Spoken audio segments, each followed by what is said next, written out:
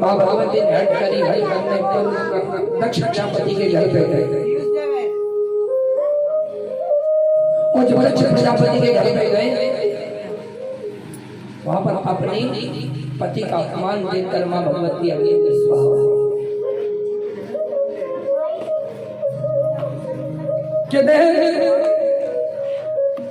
कि परमात्मा का भगवान ने पहले ही पूर्व में कह दिया था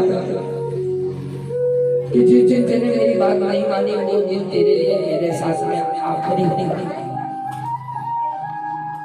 और कहा जाता है बाल स्त्री और वृद्ध कभी भी पीछे नहीं आती। बच्चा हट करता है तो उसको देना पड़ता है, स्त्री हट करती है तो बात माननी पड़ती है, और जब हट कर ले तो उसकी भी माननी पड़ती है। आज पिता के यज्ञ में जाकर अपने देहावतियों का विसर्जन कर दिया।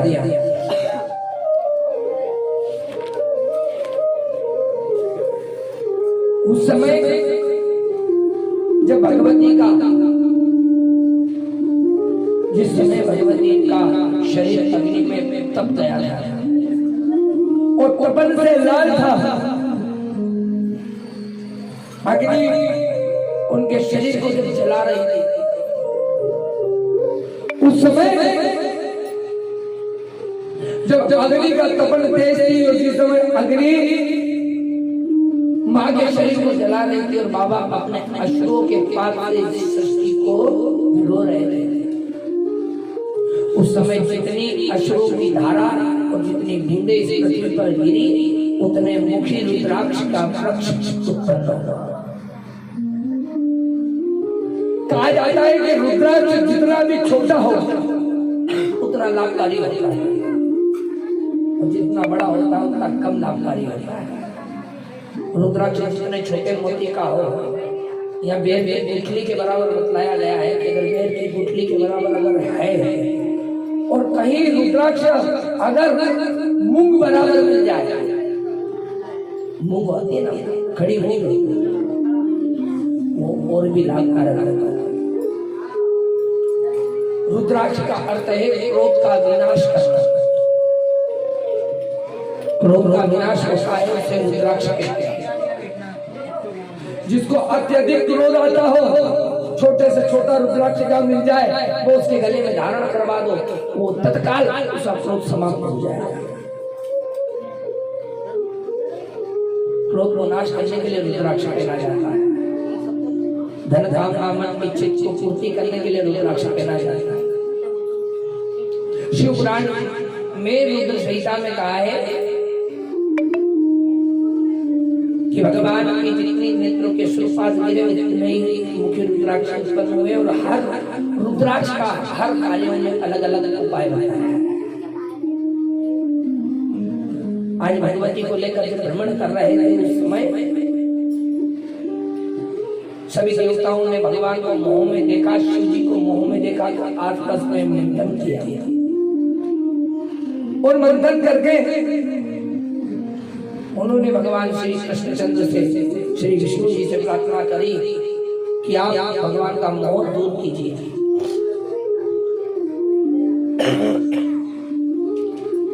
मोह दूर करने के लिए उस समय भगवान ने अपने सुदर्शन को आज्ञा दी और सुदर्शन से मां भगवती के अंग के 51 टुकड़े हुए।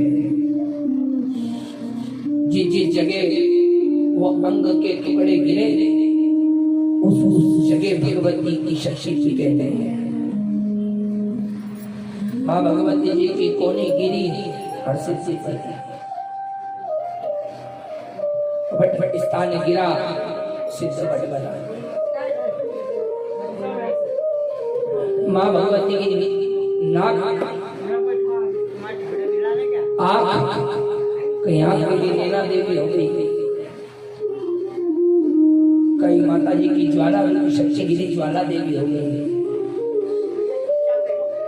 कहीं कान गिरा कनकेश्वरी हो गई, माँ भगवती की नाक गिरी, हिंगलाज हो गई थी। हिंगलाज का है मालूम है ना, पाकिस्तान। और पाकिस्तान में किसी की हिम्मत नहीं कि वो उस भगवती के शक्तिपीठ को हिला सके। जैसे नवरात्रि में हमारे यहाँ पूजन होती है, वैसे हिंगलाज में अन्य धर्म के लोग माँ भगवती की पूजा करते हैं। उनके लिए वो अलग रूप में मानी जाती है।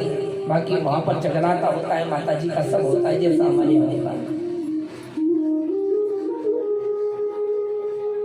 और 52वां शक्तिपीठ माँ भगवती का अम्बा हुआ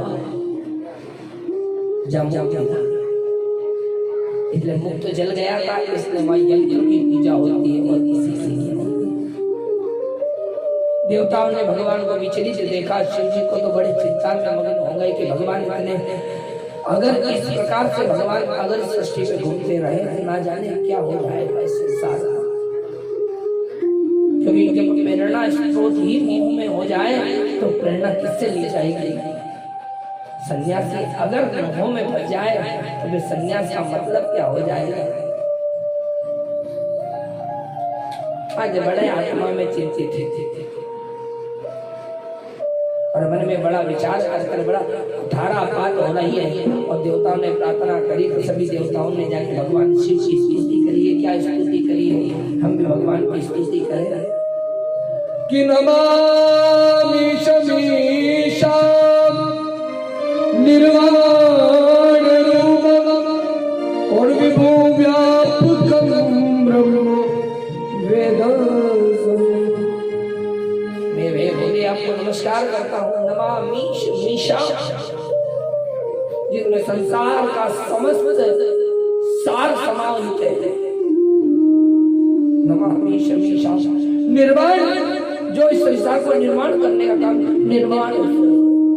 नमामि शमीशां निर्वाण रूपम् विभुं, पूरी सृष्टि में विभुं व्यापकम, आप सर्व समाज सर्व सृष्टि में व्यापक है। व्यापकम ब्रह्म, ब्रह्म भी आप है, वेद भी आप है, स्वरूप भी आप है। परमात्मा शांत हो जाएंगे। प्रार्थना हो रही है कि नमामि शमीशां निर्वाण रूपम् विभुं व्यापकं ब्रह्म वेद स्वरूपम् द्विजं निर्गुणं निर्विकल्पं निरीयं चिदाकाशवासं भजेयम् निराकारं मौलं तुरीयं गिरायानि गोपी तमीशं गिरिजं करालं महाकालं कृपालं गुणाकारं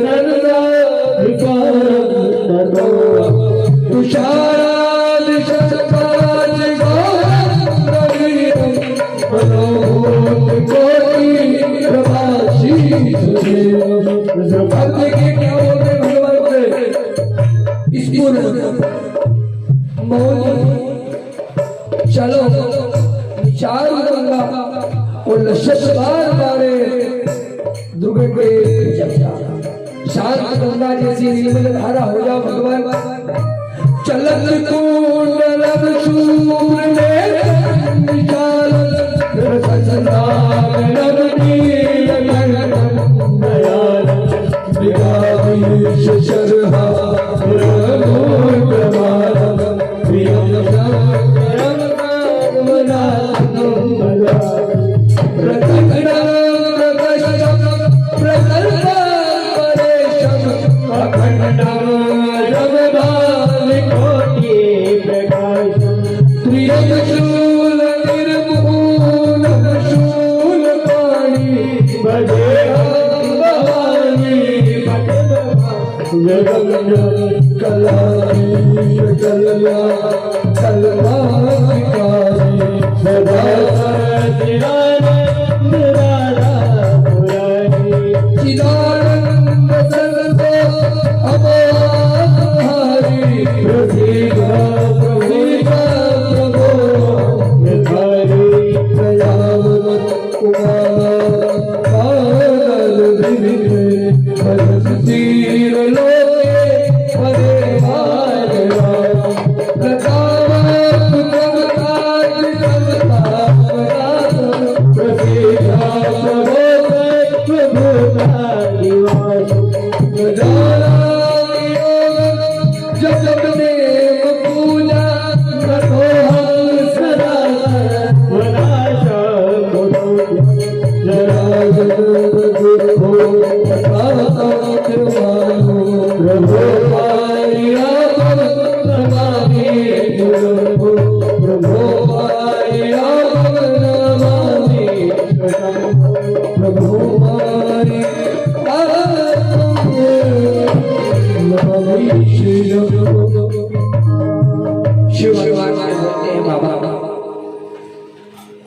आप शांत हो जाए, आप भक्तों पर कृपा करें, दया करें। आपकी कृपा से ये संसार करता है, चला आया। आप अगर मोह में फंस जाओगे तो हमारा क्या होगा?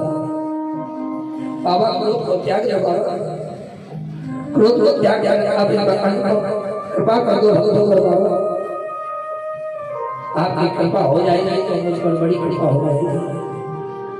सब देवों ने बाबा की स्तुति करी। बाबा बोले ठीक है, जो हो गया सो हो गया। बाबा ने अपना वागंबर धारण कर वापिस जाकर कैलाश पे जाकर विराजमान हो। कुछ समय बाद हिमालय में बहुत तपस्या करी, रूप में देवी रूप प्राप्त करा और देवी रूप में भगवती को श्री पार्वती जी का जन्म हुआ। माँ पार्वती बचपन से ही भगवान शिव की अनन्य भक्त थी। तब करती बाबा को प्रसन्न किया, बाबा से वरदान प्राप्त किया, वरदान प्राप्त करके बाबा से विवाह किया।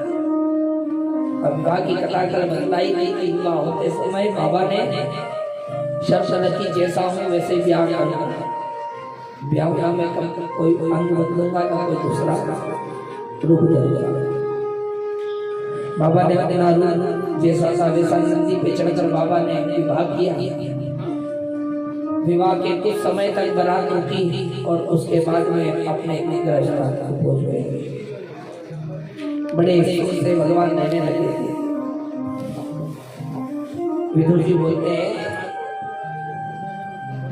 इसमें आगे चलकर स्वयं भूखे या मुक्तान आदि नामक एक राजा जिनकी दो पत्नी थी। बड़ी रानी का नाम था सुनीति और बड़ी छोटी रानी का नाम था सुरुचि। देखो मैंने पहले भी बताया था, नाम का असर जीवन में बहुत जल्दी पड़ता है। देखना हो तो ये सामने बैठा है, जो बंदा बैठा है ना, इनका नाम निखिल है। निखिल मतलब अखंड उजाला। कहते हैं कि सभा में कोई अलग एक छवि होती है। इनने मेरे साथ में लगती है, मेरे 10 भागवत से ऊपर तो इनने मेरे साथ में दी है, बाकी सब कलाकारों ने दी है।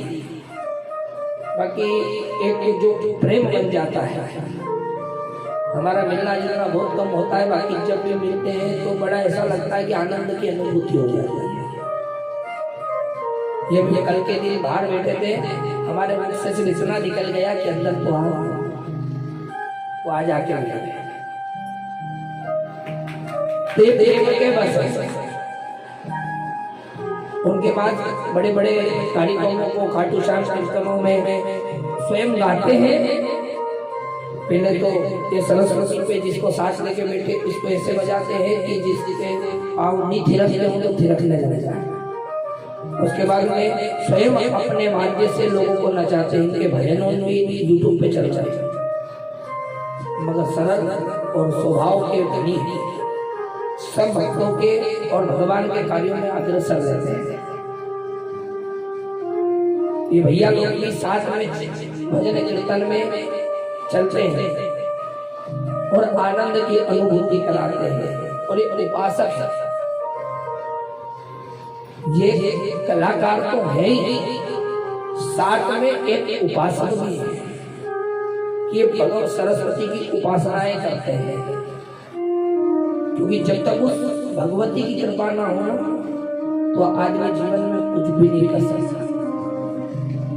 ये तो हाथ दिए हमको ताली बजाने के लिए, हम ताली बजाते हैं, भगवान को रिझाते हैं। ये अपनी पूरी पूरी जान लगा देते हैं उन भजनों में जान आने के लिए, ताकि इनके भजनों को सुनकर भगवान आनंद की अनुभूति करें। भगवान नारायण का हमको ऐसे उपासक।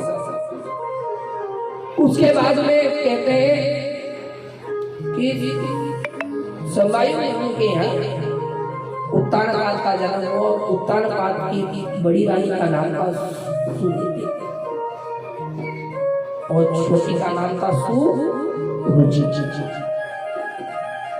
सुरुचि मतलब जो भाए वही खाए, और सुनीति मतलब अच्छी नीति।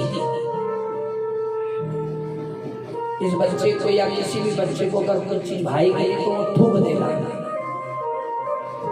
फेंक देगा, आदि खाएगा, छोड़ देगा, जीवन में ब्याह करेगा उससे भी छोड़ देगा, फिर नया ब्याह करेगा। देखते ना, जैसा नाम होता है वैसा काम भी होता है। आदमी को आभास ही नहीं होता है। ऐसी वो रानी थी, तो अब उनके घर में बड़ी रानी के ध्रुव हुए। वो छोटी रानी जो थी जिसका नाम था सुरुचि, उसके घर में उत्तम का जन्म हुआ। और उत्तम का जन्म जैसे ही हुआ तो ध्रुव से जो प्रेम था ना वो कम करने लगे। आज सुनीति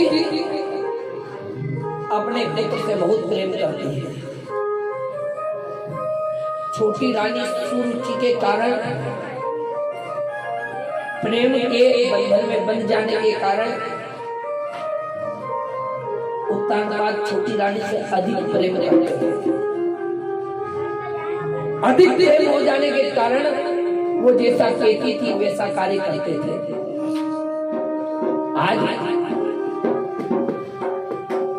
जैसा कहती थी वैसा कार्य करते थे। आज मैंने कह दिया कि बड़ी रानी और बड़ा पुत्र अगर यहाँ रहेगा तो मैं नहीं रहूंगी।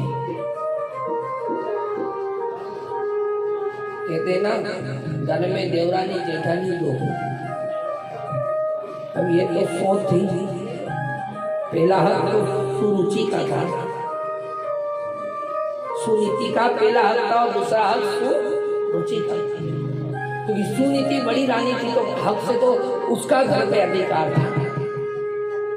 मगर ये जो नीति अच्छी मानती हो कि जो हरी इच्छा बलवान, जो हरी करे सो बलवान, उन्होंने उनकी इच्छा को माना और उस रानी की बात को हृदय पे नहीं लगाया।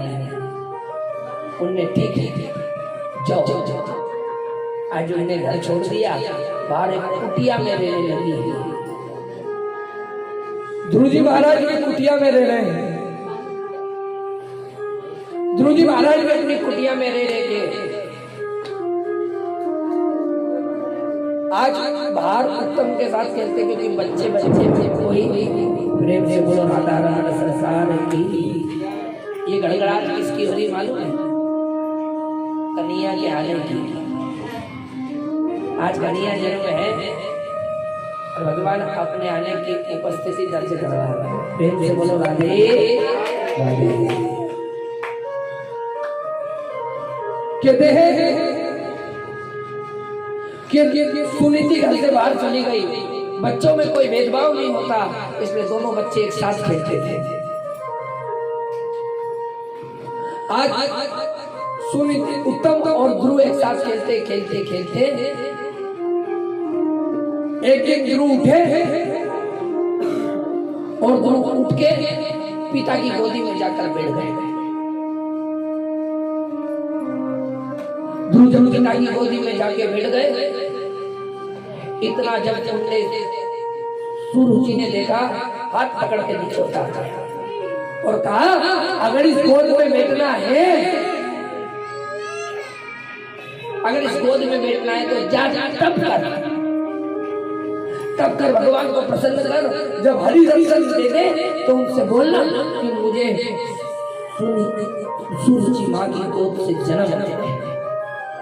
जब तू मेरे कोख से पैदा होके आएगा तब तू पिता की गोदी में बैठने का हकदार होगा।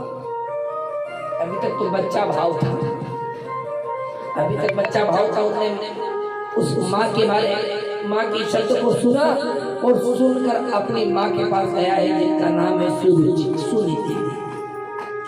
सुनीति के पास पहुंचा। सुनीति पूजा कर रही थी और कहते हैं पूजा करे ना, उस समय असत्य नहीं बोलते हैं। किसी को बचाने के लिए, किसी को तारने के लिए, किसी के अच्छे कार्य को करने के लिए अगर झूठ कुछ बोलना पड़ जाता भगवान का भजन करने के लिए झूठ बोलना पड़ जाए ना तो झूठ कह दे। क्यों? क्योंकि वो झूठ झूठ नहीं कहलाएगा, वो हरि के चरण में जाएगा, वो सत्य हो जाएगा। आत्मा की रक्षा करने के लिए झूठ चाहा तो झूठ नहीं कहलाता, हरि के भजन करने के लिए कहा झूठ नहीं कहलाता। मगर किसी दुष्ट को बचाने के लिए अगर झूठ कहा तो वो झूठ लाख गुना पाप कर जाता है। प्रेम से बोलो राधे राधे। ये समाचार, ये ऐसी वातावरण, इससे कई गुना वातावरण जो भगवान ने जन्म लिया था जब हुआ था, आज तो बहुत कम है वातावरण। गड़गड़ाएं चल रही थी, नभ शीतलता बह रही थी। ध्रुव जी महाराज वहां से चले अपनी माता के पास पहुंच गए। वहां से अपनी माता के पास पहुंचे और माता के पास पहुंचकर